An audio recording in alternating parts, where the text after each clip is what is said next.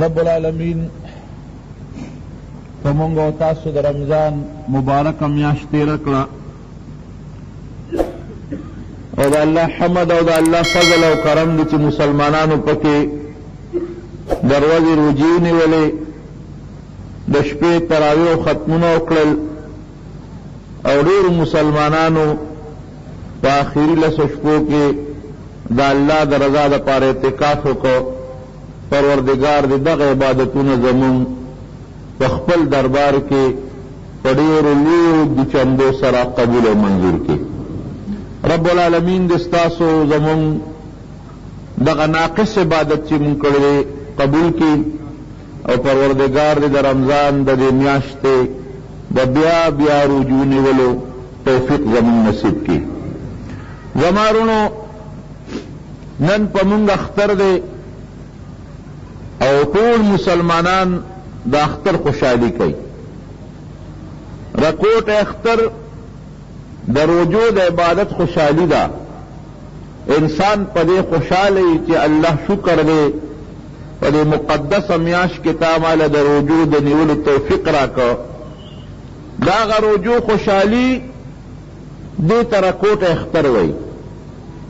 عام مسلمانان سحر کې یو بل له مبارکباد ورکوي، یو بل سره ملاویږي، د اختر مانځه کې یو بل سره ملو شي، په لارو کوڅو کې یو بل سره ملو شي، رشتہ دار او دوستان د یو بل ملاقات لذي، زنانه خوشحاله وي، هر چا نوی جامې یا پاک جامې اغوستي چې وسې کېږي. ولې مونږ وایو زمونږ اختر دی مونږ خوشحاله یو. داسې ده که نه ده؟ مونږ وایو زمونږ اختر دی مونږ خوشحاله یو. ماشومان وایي سبا اختر دی، زنانه وایي اختر دی، بوډاګان ککت کې پراته دي، پاکه جامه کې پراته دي، مریضان که په اسپتالونو کې دي پاکو جامو کې دي، وارثان ورته پاکې جامې واچوي، سبا اختر دی. دا تپوس کوي چې الله به څه وایي؟ مونږ خو وایو اختر دی. الله مختر وایي که نه وایي؟ زه خوشحاله یم، ته خوشحاله، کورونو کې زنانه او بچي خوشحاله دي، الله به څه وایي؟ زمارونو چې څنګه ته خوشحاله چې اختر دی، دارنګې پروردګار خوشحاله دی چې اختر دی. او دې وخت باندې چې دا مونږ مونځ کوو او دا خلق را روان دی، یقینو کده چې را روانو هم په دې لارو خلق دی اختر مانځله را روانو، قسم په الله زړه مې خوشحاله و. هر مسلمان په دې خوشحاله دی چې یاره زه روان یم یو جومات ته ځم، یو لوی جمع لځم چې هلته د اختر مونځ وکړم. دغه وخت کې پروردګار خپلې فرشتې راغونډې کړي، ما ته تاسو ناست یې، الله ته فرشتې ناستې وي او پروردګار د خپلو فرشتو نه تپوس کوي، ای فرشتو یو مزدور چې مزدوري وکړي سمو خیال دی چې هغه له به هغه مالک څه ورکوي؟ فرشتې وایي الله مالک له پکار دی چې مزدور له پوره اجر ورکړي، پوره مزدوري ورکړي. 100 روپۍ دیاړي ده چې 100 ورکړي، کمې نه کړي. خوله لا اوچه نه ده چې دیاړي وله ورکړي. 50 روپۍ مزدوري ده چې 50 ورکړي. الله د مزدور د مزدورۍ سیله هم دقه ده چې مالک کم وخت رخصتی چې پوره اجر وله ورکړي. وی ښه ای فرشتو ګواهان شئ او الله په خپل ذات 15 قسمونه خوري. زما دې په خپل ذات قسمي، زما دې په خپلو صفتونو قسمي، زما دې په خپل جلال قسمي، زما دې په خپل کبر او لویۍ قسمي، او زما دې په هغه خپل جمال قسمي. 15 قسمونه الله خوري چې زما دې بندګانو مزدوري وکړه، د رمضان روجې ونیولې، دې مزدوري وکړه. ما ورته ویلي اوس روان دي د اختر مانځله کور یې پرېښود، بهر ته روان دي د اختر مونځ کوي، ما خوشحاله ما رضا کوي. ای فرشتو خوشحاله شئ، دا ټول به د مانځه نه بخلې واپس کومه. ټول وایي الحمدلله. څنګه چې مونږ خوشحاله یو اختر کو الله خوشحاله دی. رب العالمین اختر خوشحالي ته وایي، دا الله فرشتې خوشحاله دي.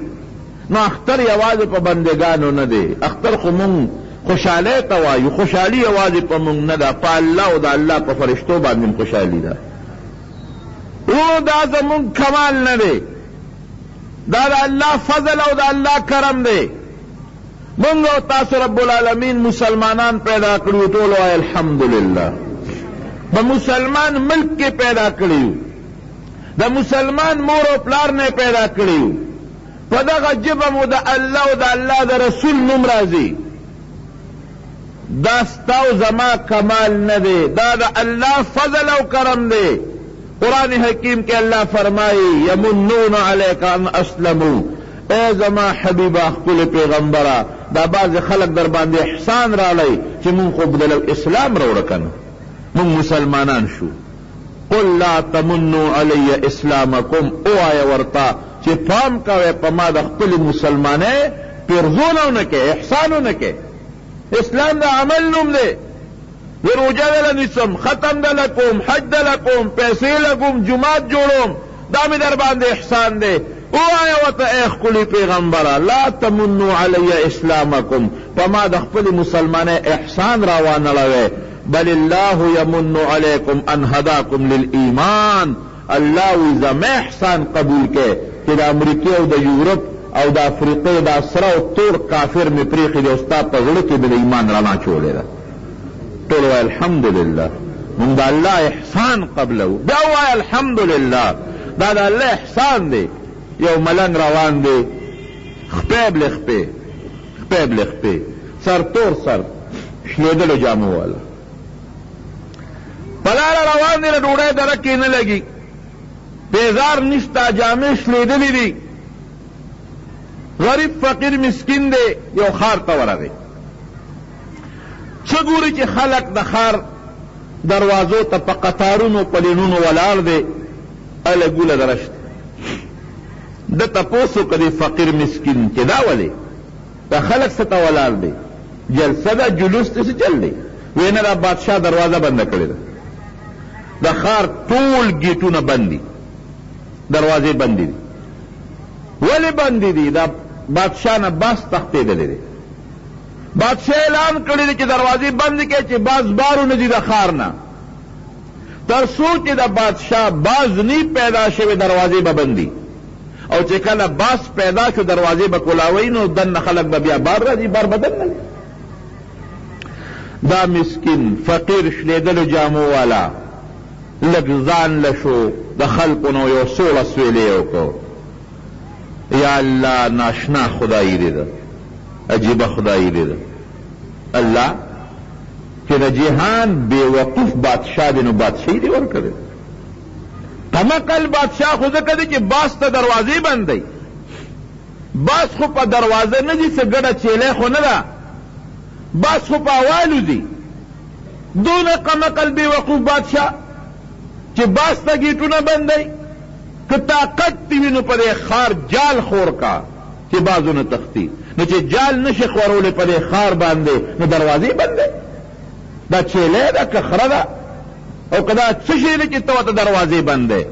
دا خو باز دی په اوالو ځي. یا الله دومره قمقل بادشاه د جهان خر بې وقوف، هغه له دې بادشاهي ورکړه، نه پوهېږي، ناپوهه دی، او چې زه هوښیار یم.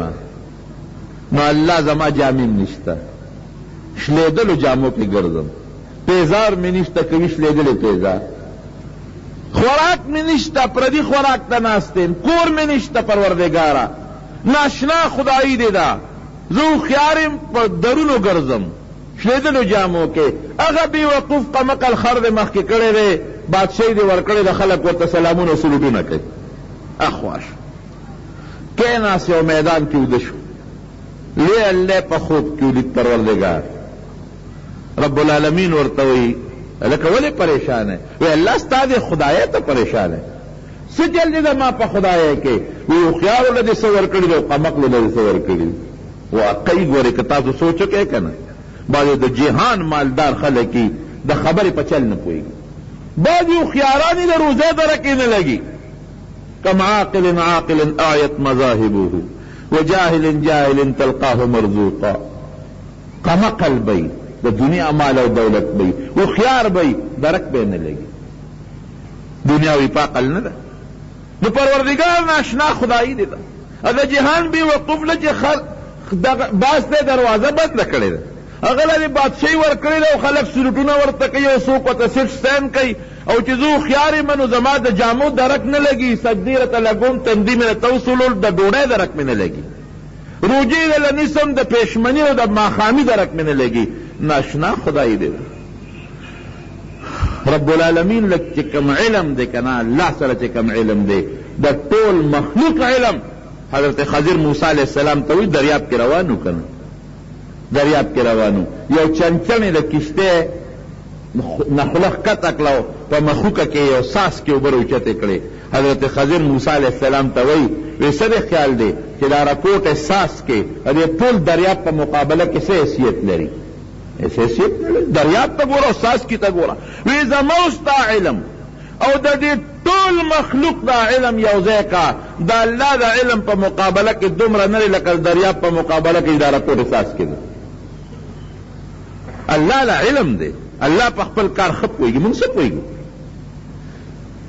رب العالمین دغه فقیر ته وایي عبادت گزار تا وی خواہ لکه زما دا فیصله ټیک نه بادشاہی تاله پکار ده تو خیار ډېره ښه دا فیصله کوم اوس فیصله کوم الله خو چې وي کن وسپیکون د ده دا بادشاہی به راوالم تاله به درکوم اوس 2 سیکنډه کې فیصله کوم کولی شي الله نواز شریف یې کم ځای ته ورسوه چې سلوک به یې ورته کو جرنیل صاحب هغه یې کم ځای ته ورسوه زه کولی شم الله وایي اوس بستا دا د ده بادشاہی تاله درکم دا دنیا برته سلوکونه کوي هر څه به دې برابري دنیا کې به د عیش و عشرتي بادشاه به شي د علاقې ستا دا نعمت به زه هغه له ورکوم ستا دا به هغه له ورکم د هغه به تاله درکم وی الله زما والا څه دي دا شلېدلې جامې دا شلېدلې سپلې دا چې د درک د ډوډۍ دا وله ورکې دا نعمت دی وی نه نه نه نه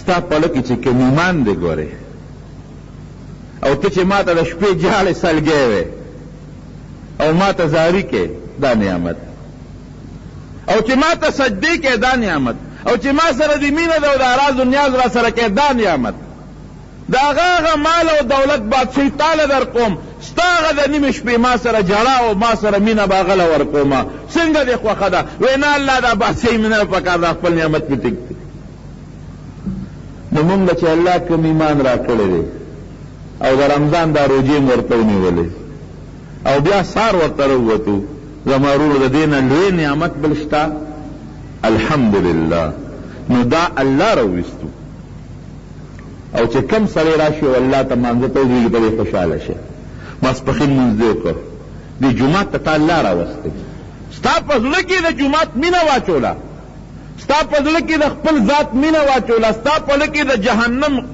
یره واچوله نو ته جومات ته رالې نو چې مازدیګر بیا رالې مانځله نو ته پوه شې چې د ماسپښین هغه مونځ یې دله قبول کړی دی که هغه تلل دې نه وې قبول نو مازدیګر به نه وې راغوښتی نو چې ماښام بیا رالې نو پوه شې چې هغه مخکنۍ جړه یې دله قبوله کړې ده هغه عمل یې دله قبول کړی دی زما ورونو که زمونږ ژوند دی که زمونږ مرګ دی که زمونږ حیا ده که زمونږ عزت دی که زمونږ مال دی که زمونږ اولاد دی که زمونږ بچی دی که زمونږ ډوډۍ ده دا ټول د الله د طرف نه دي نو دا د الله فضل او کرم چې د رمضان مبارکه میاشت کې په مونږ او تاسو روجې ونیولې او بیا خپل ذات ته ودرولو او څنګه چې د دواړو جهانو مبارک سردار فرمایي پروردگار دې مونږ هغه قوم کې چې کم قوم متعلق الله فرشتو ته وایي چې دا زه بخلي واپس کوم زما ورونو دویمه خبره درته کوم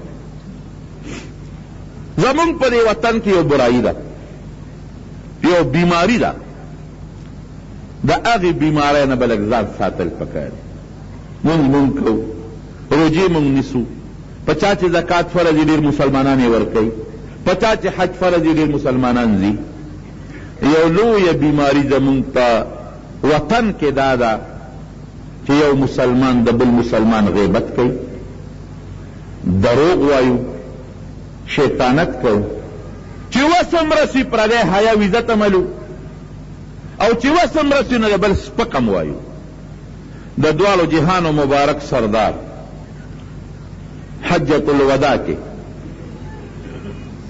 د مینا په میدان کې چې د اختر ورځ ده د لوی اختر او د عرفات په میدان کې چې د عرفې وزن ده او د جمعې وزن ده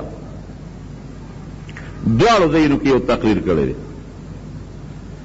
ادرت په خپله اوښه مبارک باندې سور شو او صحابه کرامو ته اعلان وکړ چې ټول متراجم شو.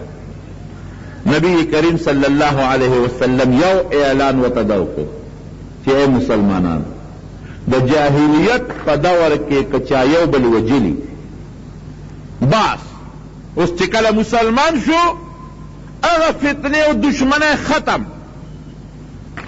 بدل بنا لباس. اسلام نه مخکې چې چا یو بل سره قتلونه کړي، او زما د خاندان یو الک ربیعه ابن حارث دا حذیلیانو وجلی دی، بدل می په پوره دی، خو چونکې دا د جاهلیت په دور کې شوي دي نو هغه ورته ما وبخه. اسلام نه پس که چا یو بل مړه کړل نو قصاص به اړو، خو جاهلیت کې چې څه شوي دي ما هغه یو بل ته وبخي. دویم اعلان سود ختم، د نن نه اعلان دی چې سود ختم، او که د چا یو بل سره سودی کاروباری خپل پیسې دې ته اخلي سود دې نه اخلي. تاسو ته پته لګي چې د زلزلې د راتلو لوی سبب په دغه وطن کې څه شی دی، خلک نه دی خبر. څوک وایي دا شی دی، څوک وایي دا شی دی، څوک وایي دا شی دی، څوک وایي دا شی دی. سودی کاروبار، د سود کاروبار او د سود لعنت دا د زلزلې د راتلو سبب. سود متعلق اعلان دی چې باس، او بیا وایي چې د ماتر عباس دا هغه چې چا سره پیسې دي او په سود یې ورکړي دي اصل زر دې ته والی او سود ختم. ګوره الاول یې په خپل عمل وکړو، بیا عامو ته اعلان وکړو. دریم نمبر د ښځو به خیال ساتئ زنانه، دا تاسو سره په دې لاس کې قیدیانې دي، ستا خدمت کوي، ستا د میلمه خدمت کوي، ستا د بچو خدمت کوي، د هغې به ډېر خیال ساتئ. د نوکر او چاکر او چې تا سره کوم مزدور دی او امسایه دی زمیندار دی د هغه به خیال ساتئ. د غریب طبقه نبی علیہ السلام خفه کېږي او بیا تپوس کوي. اے صحابه تپوس ته نه کوم دا د څه میاشت ده؟ صحابه ته معلومه وه، خو هغوی به د ادب نه غږ نه کو چې که مونږ هسې نه د نبي علیہ السلام دا ښکاره تپوس دی نو که څه بل نوم ولېږدي. وی صاحب الله و رسول ته پته ده، ولې د ذوالحجې د لوی اختر میاشت نه ده؟ وی دا کم میدان دی، کم خار دی؟ وی الله و رسول ته پته ده. ولې د مکې مکرمې هغه مبارک خار نه دی؟ دا د سر ورځ ده، الله و رسول ته پته ده. ولې د لوی اختر هغه مبارکه ورځ نه ده؟ د دواړو جهانو مبارک سردار فرمایي الا ان دماءکم واموالکم واعراضکم حرام علیکم کحرمت یومکم هذا فی شهرکم هذا فی بلدکم هذا. زه به ورته هغه د پښتو لنډ مفهوم بیان کوم، لفظي ترجمه درته نه کوم. چې د لوی اختر ورځې یا مثلا د جمعې ورځ او د عرفې ورځ دا څونه د برکت ورځ ده. پخوا به د عرفې په ورځ خلکو په څاروو کار نه کو، د لوی اختر مخکې به یې ګیا راوړه چې د اختر په ورځ به مونږ بس کار نه کوو، که څاروو به یې مزدوري نه کوله. نو چې ورځ د لوی اختري یا ورځ د جمعې وي او د عرفې وي، د لوی اختر د ذوالحجې میاشتې او د بیت الله په خوا کې یو سړی سنګینه ګناه وکړي، بدعملي وکړي، د ده نه غټ ګناهګار به بلي د مالو نه. ولې چې ورځ مبارکه، میاش برکتی، خار د بیت الله، گون د بیت الله. نبی علیہ السلام اعلان کوي کم مسلمان چې د مسلمان وینه توی کړه، کم مسلمان چې د مسلمان عزت واغشته، کم مسلمان چې د مسلمان مال په ناجایزه واغشته، داسې ګناه ده لکه چې د اختر ورځې یا د عرفې ورځې، د جمعې ورځې، د لوی اختر ورځې او د بیت الله په خوا کې سنګینه د زنا ګناه کوي، دغه راکوټې ګناه کوي او سړی هلته دغه ګناه کوي. هو د بیت الله خوا ظالم بچیا دې میاشت ته، دې ورځ ته، لیکن نبی علیہ السلام فرمایي کحرمت یومکم هذا فی شهرکم هذا فی بلدکم هذا. مونږ ته دا ګناه ډېر سخت ښکاري. یو مسلمان د بل عزت، یو مسلمان د بل غیبت، یو مسلمان د بل سپکه، یو مسلمان د بل مسلمان مال تغل، دا د مسلمانۍ طریقه نه ده. المسلم من سلم المسلمون من لسانه ويده. د دوالو جهانو سردار فرمائی مسلمان څه شی دی؟ مسلمان تعارف ته کوي هغه څوک دی چې د لاس او د ژبې د ضرر نه بل مسلمان محفوظي. من کان ذا وجهین فی الدنیا کان له یوم القیامة لسان من نار. څوک چې دوه طریقه دی، یو ته یو څه وي بل ته بل څه وي، یو ته یو څه بل ته بل څه. د قیامت په ورځ به په دې خوله کې د اور ژبه تاویږي راتاویږي. څومره لوی ګناه. د دواړو جهانو مبارک سردار فرمایي زمونږ په ایمان دی چې یو سړي د بل په مرګ کې دوه ټکي استعمال کړل. عربی کې وي اقتل، دا فلان کې مړ کا، صرف دا وایي چې اق دوه ټکي وایي، یا ورته وایي دا فلان کې مړ کا، داسې ونه وایي، وایي مړ لفظ خوا پې پیشي یا اشاره ولا ورکی هغه د پلار روان دی چې دا کم سړي د چا په مرګ کې دوه ټکي استعمال کړي دي. د قیامت په لوی میدان کې د ټولو پیغمبرانو په مخ کې د فرشتو مخ کې د په تندي به لیکلي آیس من رحمت الله. دا سړی د الله د رحمت نه مایوسه دی چې دوه ټکي استعمال کړي، په تندي به بورډ لګېدلي، نو چې هغه ټوپکې ورپسې وړي چې هغه مرسته یې ورسره کړي د هغه به څه حشري. خدای نه ویرېږئ مسلمانانو، یو بل سره جوړ وکړئ، جوړ کروانی جوړ وکړئ. چا زیاتې کړې وې بخې، یو بل مرګ پسې مه ګرځئ، د یو بل حیا غشتو پسې مه ګرځئ، د یو بل قتل و قتال او جګړو پسې مه ګرځئ. توبه وباسئ. دلته به ووایې دسباو کې خلک وایي فلان کې نر دی، نر دا نرتوب خو نه دی، دا خو دلته ډز وکړ نر دی، خلک ته نر وایي، لیکن دا پتلون والا پولیس والا چې راځي ستا په کور کې زنانو په منځ کې ګرځي، دغه نرتوب دی. څه شو بیا چې بیا په خپو ولا پرېږدو جرګې پکې هغه نرتوب دی، بیا څه شو؟ دا نرتوب نه دی، مسلمان باندې دی لاس واچو، دا نرتوب دی. دا نرتوب نه دی، هغه زیاتې وکړه ورته ویې ما وبخلې، دا نرتوب دی. په پردی لور خور دی حیا واچوله، څادر دی پې واچو، دا مسلماني نه، دا نرتوب دی. الله دې زموږ دا نصیب کړي. ښه اخلاق د دواړو جهانو د مبارک سردار طریقه وه معلوم. جبه محفوظ کې، جبه کنټرول د غیبت نه. عبدالله بن مبارک لوی شخصیت، یو سړی ولا راغی وایي صاحب ګناه مې کړې ده، جاړي ډېره لویه ګناه مې کړې ده، ډېره لویه ګناه مې کړې، توبه وباسم، چل راته وښایه. وایي څه ګناه دې کړې ده؟ وایي بدعملي مې کړې ده. اوهو انا لله. ما وی که د مسلمان غیبت ته کړی دی داسې ګناه دی. او نبی علیہ السلام فرمایي چې چا د چا غیبت وکړ خپل قبول شوی ثواب هغه ته وبخه. نو پردی غیبت کوم چې څه مې ګټلي دي نیکي تا ته مې وبخل. امام ابو حنیفه رحمت الله علیه د چا فلان کې سړي دی غیبت کوي، ښکره د کجورو ډکه کړه ولې په خیرات کې ولېږله، ویا دې بد وي او ته ولې کجورې لېږې، وی هغه ما ته ټول ثواب را وبخه، نو که هغې مقابله کې یو ښکره کجورې ورکړم څه به وشي؟ وی ته غیبت نه کوې؟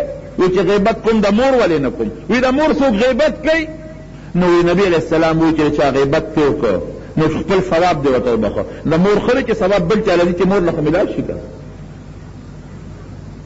ټوله ورځ په جومات کې، په بازار کې، په دکان کې، د پټي په پوله په غیبت هم داخل ایستلی نه شي. یو به یو او کولی څه شي زه چا غیبت وکړم چا مې څه وکړل؟ تا د بل مسلمان غیبت وکړه څه دې والا وکړل؟ دروغ دې ووایي څه دې وکړل؟ شیطانت دې وکړه چې د هغه څومره قتلونه چې کېږي د دواړو جهانو سردار فرمایي په دنیا کې اربونه او کروڑونه چې کېږي د دې ټولو دا چې یو ځای کې تر قیامته پورې دا ټول به د قابل په تله کې ورچوي. ولې ځکه په دنیا کې د قتل ایجاد قابل کړی دی. جبه به کنټرول کوه. خرونو درېیمه خبره دا ده چې روجې مو نیولې. اوس ورپسې په دې میاشت کې 6 نورې روجې دي، خو به انشاءالله تاسو ته ټولو ته یادېږي. زموږ مولوي صاحب د الله وبخي او خدای په قبر انوار نازل کړي. دا 2 څیزونه د هغه برکت ته په اعتبارندو کې 3 څیزونه، یو 6 روجې د شوال، یو اعتکاف چې هغه به د خلکو کوي، او 3 صلات تسبیح. دا د هغه برکت دی.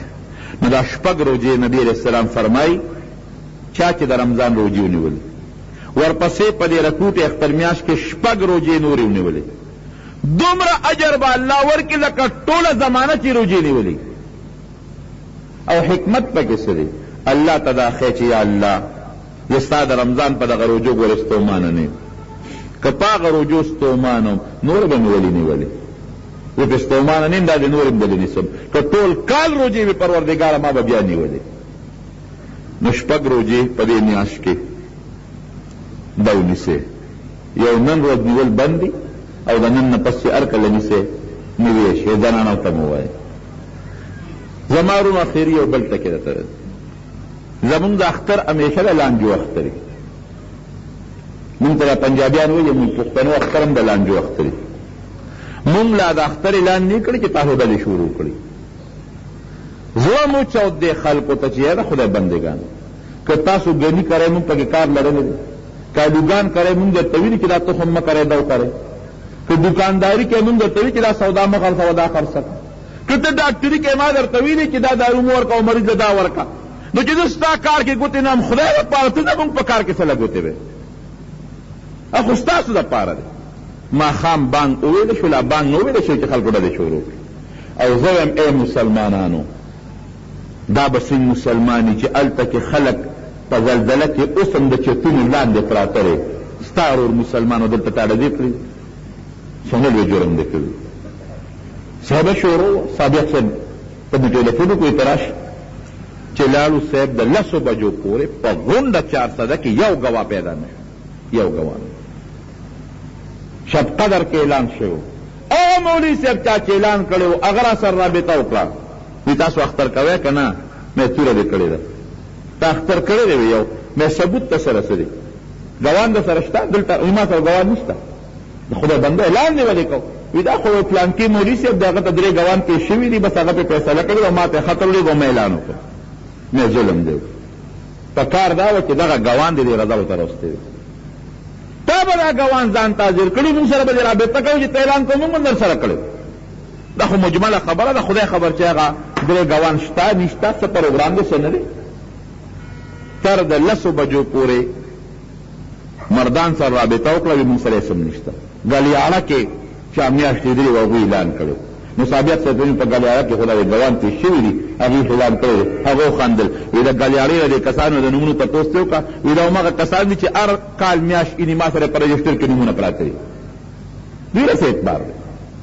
مردان والا وی مونږ نه کوو اعلان، ثوابی والا وی مونږ نه کوو اعلان، پېښور والا وی مونږ نه کوو اعلان. دلته کې سابق صاحب هم فیصله وکړه، هغه مفتي عبدالله شاه صاحب ته وایي چې ته په خپل FM اعلان وکړه چې سبا روژه ده، هېڅ قسم اختر نشته، مونږ ته ثبوت رانه. بیا تقریبا 12 بجې د خوبه را پاڅولو، وی ته راشه زموږ دشمه زه خو بس چې پېشمني ته پاسو یو دی نه ټېلیفون پلانکي ځای کې اختر، پلانکي ځای کې اختر، پلانکي ځای کې اختر. صادق صاحب راپسې هغه ځای نه سور ډېر راولېږل، وی ته راشه له مونږ چې څه مشوره وکړو. هلته چې لاړو تقریبا څه پوکم 1 بجه وه. څه چل دی؟ پېښور والا اعلان کړی، قاسم علي خان جومات والا، مردان والا اعلان کړی، هغوی سره هم ګوان دی، هغوی سره هم ګوان دی. نو ډېره ښه خبره مخکې نه وه خبره، او چې اوس ګوان پیدا شو هغوی اعلان وکړو، موږ هم اعلان کوو. یا سابق صاحب د هغې نه پس 1 بجه فیصله وکړه او د اختر اعلان یې وکړه. او قاسم علي خان سره چې رابطه وکړه 15 منټه کم په 11 بجې هغې وي چې موږ له ګواهان رالل او موږ فیصله لرې لرې ځایونه نه وو، څه پکې ګواهان د غریبانان د قوات نه تل په لاره اکسیډنټ هم وکړه. نو موږ اعلان وکړو. نو د طریقه هم دغه ثبوت نشته، روژه ده. ثبوت پیدا شو اختر دی. 11 بجو نه مخکې قاسم علي خان اعلان نه دی کړی، ما ته پته ده. 11 نه مخکې مردان اعلان نه دی کړی، ما ته پته ده. نو دا دلته کې دا 10 بجې او 9 بجې په جوماتونو کې راچغې چا سینګ وایي، خدای نه یارېږي. که دا نه وې راغلې دا ګواهي دا فیصله نه وه شوې، نو دا به څونه ګناه هم ګټلې وه. خو چې وشوه خبره بس ټیک ته صابق صاحب اعلان وکړو. زمونږ د دې علاقې مشري د صابق صاحب په غاړه ده. زمونږ مشر دی، زمونږ د مولوي صاحب دی مشر دی مولانا شمس الحق افغاني رحمت الله علیه چې د دې وطن عالم، هغه به د صابق صاحب د فیصلې نه روګرداني کې نه کوله. تاسو ته پته چې هغه به څه فیصله وکړه، به دغه به فیصله وکړه. بس یو اجتماع ده زمونږ د دې ټولو علماو، عوام هم راځي، علما هم راځي، د هغه فیصله ده. دغه د اختر پروګرام. نو که مونږ اختر کړی دی نو صرف د پېښور او د مردان چې هغوی فیصله کړې وه، ګواهان ورته تېر شوي وو، په هغه بنیاد باندې صابق صاحب فیصله وکړه او د اختر اعلان شو.